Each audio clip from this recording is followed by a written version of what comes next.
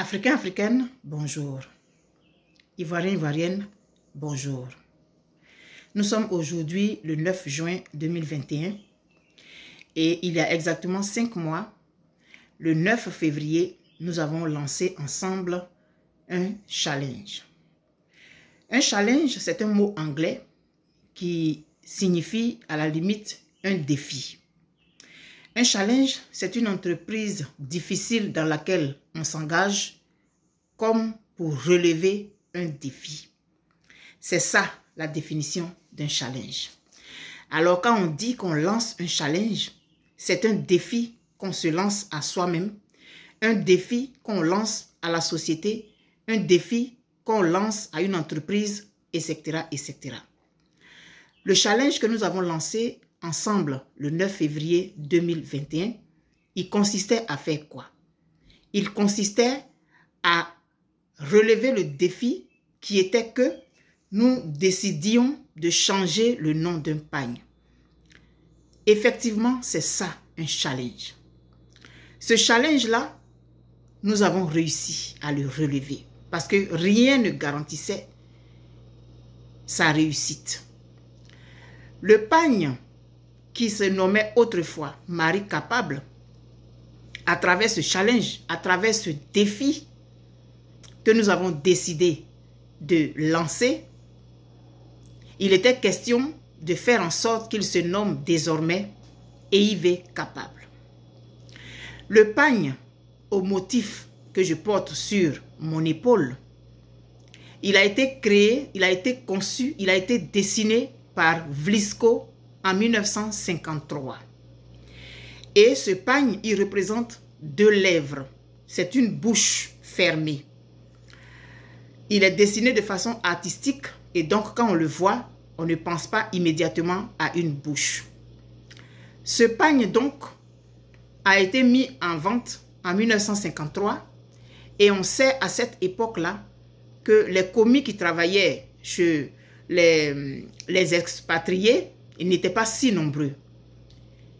Quelques-uns d'entre eux étaient donc capables d'acheter ce pagne et l'offrir à leurs épouses. D'où l'appellation Marie Capable. Parce que tout le monde n'avait pas la possibilité, tout le monde n'avait pas la capacité d'offrir ce pagne à sa moitié.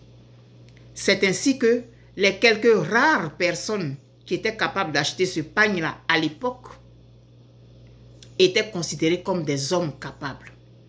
Et comme ce sont les hommes qui offraient des pagnes à leurs épouses, c'était donc des maris capables. Et c'est comme ça que la communauté a attribué ce nom-là à ce pagne. Lorsque le 8 février, dans la soirée, j'ai eu l'idée de lancer ce challenge-là le lendemain et que j'avais décidé de changer le nom du pagne, je suis allé m'informer sur Internet. Je suis allé voir si j'avais le droit de le faire. Et c'est ainsi que je suis allé sur le site de Vlisco. Vlisco qui est le propriétaire de ce motif. Et c'est là que j'ai eu toutes ces informations. Je me suis informé sur le même site et ça a été dit que c'est la communauté qui a donné le nom à ce pagne. Et donc, généralement, les noms sont donnés en fonction de l'environnement, en fonction de l'actualité d'un pays, en fonction des us et coutumes. C'est pourquoi un pagne peut s'appeler différemment dépendamment de l'endroit où on se trouve. J'en veux pour preuve que ce pagne, en Guinée, il s'appelle chenille. Au Ghana, il a un nom différent. Mais dans d'autres pays africains, il se nomme aussi Marie Capable. Ainsi, j'avais le droit de changer le nom si je voulais.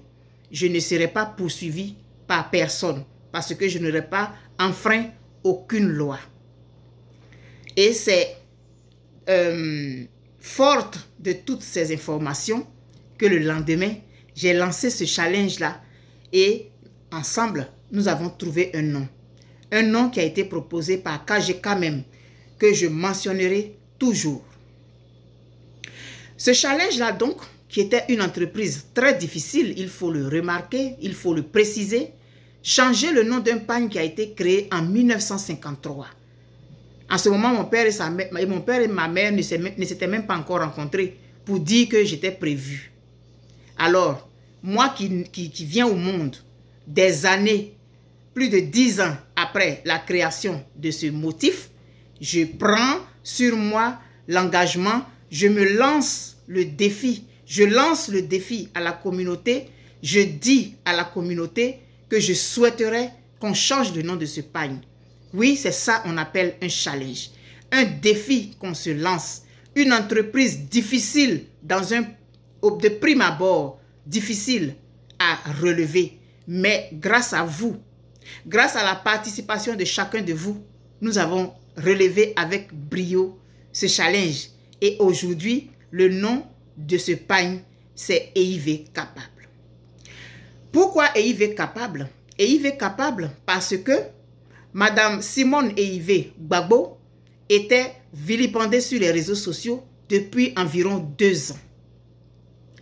Et les injures allaient de plus en plus bas, les injures étaient de plus en plus sales. Et moi, ça me choquait, ça me dérangeait. Mais jusque-là, je n'avais pas trouvé la bonne idée.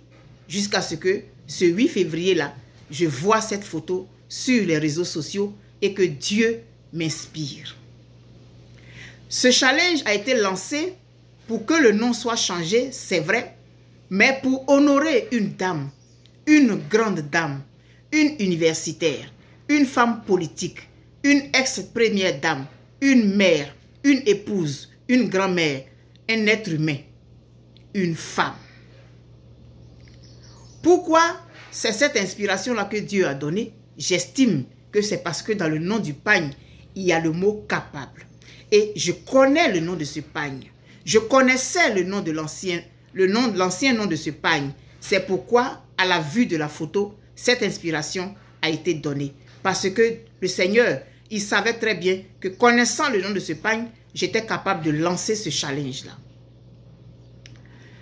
Ainsi, Madame Gbagbo a été honorée. Ce challenge a fait un raz de marée planétaire. Mais c'est grâce à vous, grâce à chacun de vous, grâce à vous tous qui vous êtes mobilisés parce que vous vous êtes sentis insultés à un moment donné. Ce pagne impersonnel, ce pagne que tout le monde peut mettre à toute occasion, a été plébiscité par tous. Il a été plébiscité d'abord en premier par Dieu, qu'il a choisi parce que Dieu a estimé que ce pagne avait une certaine valeur morale, émotionnelle et culturelle dans notre mentalité à tous. Que ce pagne se nommait avant Marie Capable et que Dieu décide de le transformer en EIV Capable, c'est parce qu'il avait un objectif derrière la tête. Mais capable aussi, on peut le mettre dans toutes sortes on peut lui donner toutes sortes de connotations. Nous avons été capables de relever ce défi. Nous avons été capables de relever ce challenge et de le réussir.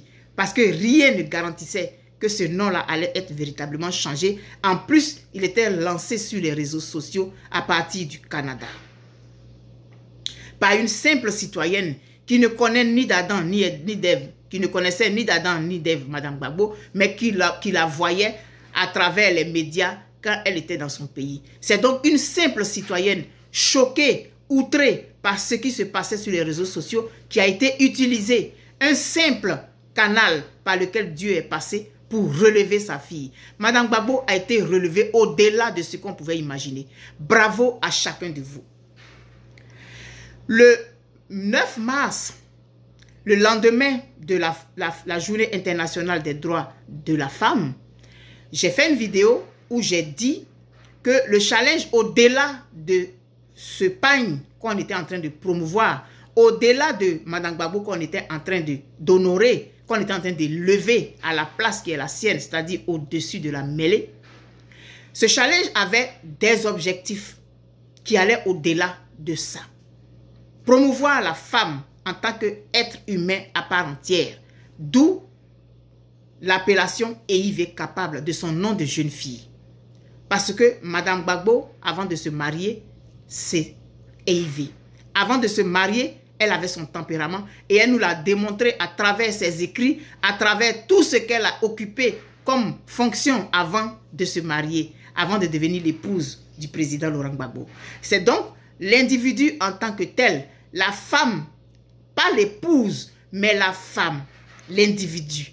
Et c'est à cet individu que nous devons nous identifier aujourd'hui par son tempérament, par sa résilience, par son courage, par sa conviction inébranlable. Madame Gbagbo a eu le même message depuis que moi j'ai entendu parler d'elle jusqu'à aujourd'hui. Elle a toujours dit ce qu'elle pense avec politesse, avec courtoisie.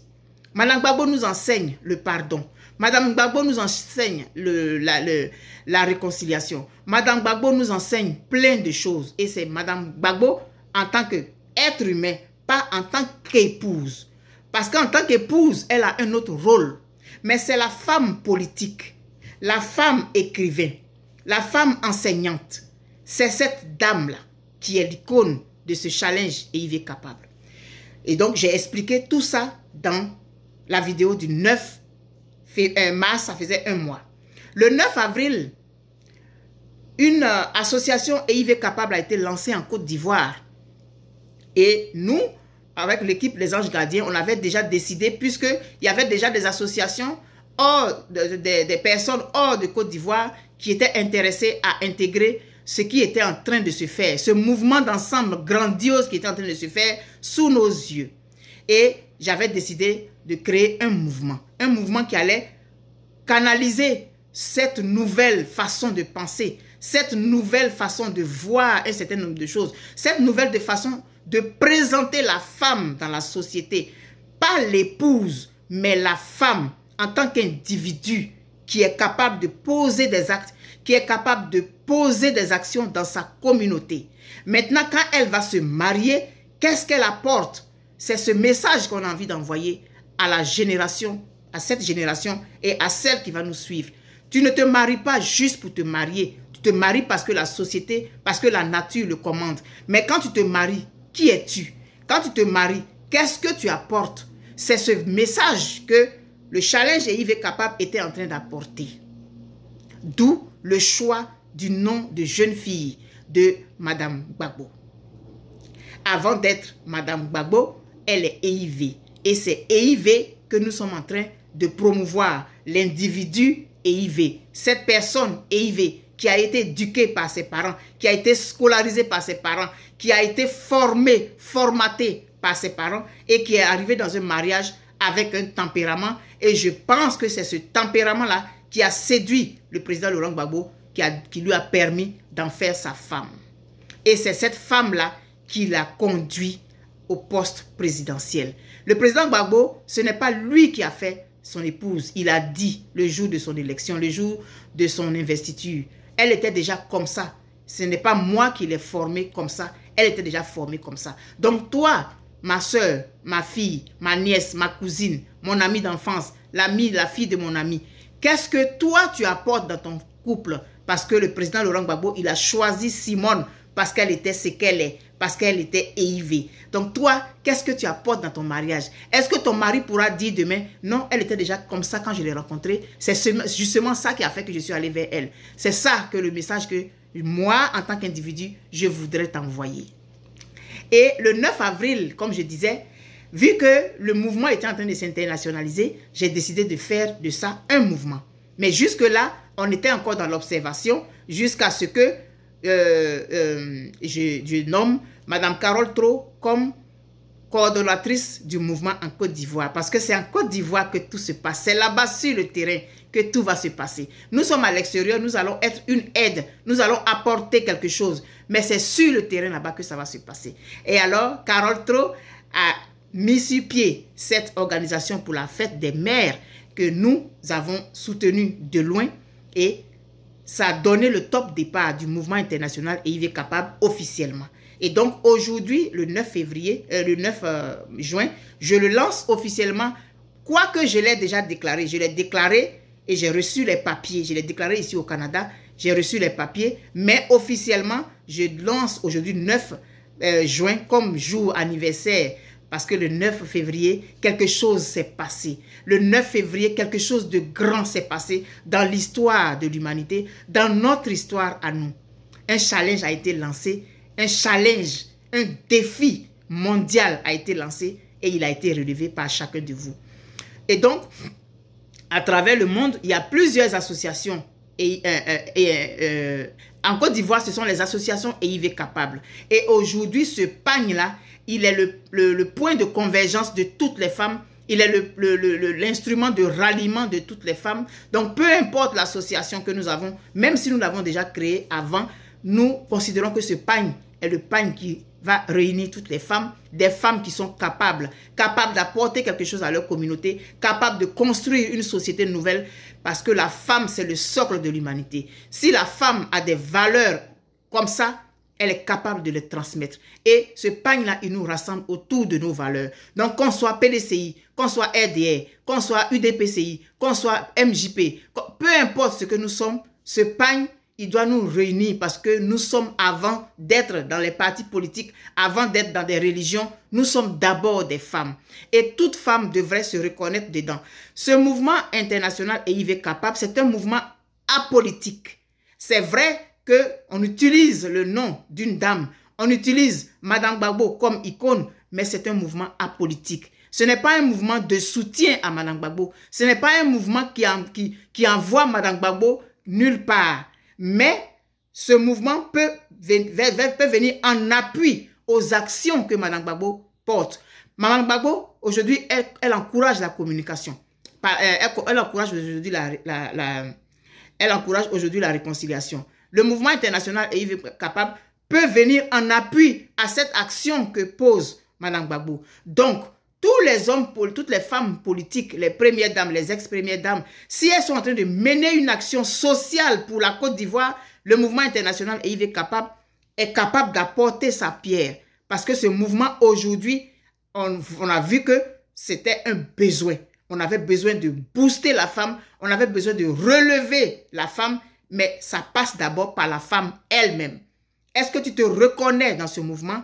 Est-ce que tu te reconnais comme étant un individu à part entière qui est capable d'apporter quelque chose à sa communauté? Est-ce que tu penses que toi, tu es une femme qui est capable, tu avais ton tempérament avant de te marier, ça ne fait pas de toi une femme divorcée, ça ne fait pas de toi une femme célibataire, que tu décides d'adhérer dans ce mouvement, que tu décides d'apporter ta pierre à l'édification de ce mouvement, ça ne fait pas de toi une femme divorcée, ça ne fait pas de toi une femme célibataire, ça ne fait pas de toi une femme qui est contre le mariage, ça ne fait pas de toi une femme qui appelle au divorce. Non. Changeons notre regard envers nous-mêmes les femmes. Essayons de nous prouver à nous-mêmes que nous sommes des personnes à part entière, que ce n'est pas parce qu'on se marie qu'on devient un être humain, ce n'est pas parce qu'on se marie qu'on devient un individu qui compte dans la société. On est déjà un individu avant de nous marier. Nous comptons déjà avant de nous marier. Se marier, c'est un acte social, c'est un acte naturel qui n'a rien à voir avec ta valeur intrinsèque. Toi, femme, qu'est-ce que tu as au fond de toi que tu peux apporter à ta communauté? Que tu sois mariée, divorcée, célibataire, veuve, toi, en tant qu'individu, qu'est-ce que tu peux apporter à ta communauté? C'est ce que ce mouvement est en train d'essayer de faire. Un changement de paradigme. Parce que la nouvelle Côte d'Ivoire, la nouvelle génération d'Africaines, peu importe là où elles sont, doivent impacter positivement, doivent influencer positivement. Et c'est vers ça que ce mouvement-là voudrait amener les autres. Que tu sois homme, femme, peu importe d'où tu viens, si tu reconnais que l'être humain, femme, est à part entière quelqu'un qui peut apporter ce mouvement, il est pour toi. Alors, à un moment donné, nous allons tous basculer vers la page perspective EIV Capable pour qu'on comprenne où est-ce qu'on va. À un moment donné, on va être tous sur cette page-là et vous allez découvrir les différentes rubriques dont je ne parlerai pas aujourd'hui, mais c'est juste pour dire que le mouvement international EIV Capable est lancé officiellement depuis le 5 juin avec l'action qu'il y a eu avec les femmes des prisonniers politiques, militaires et civils. Mais le mouvement, il a déjà été il a déjà été enregistré depuis le mois d'avril.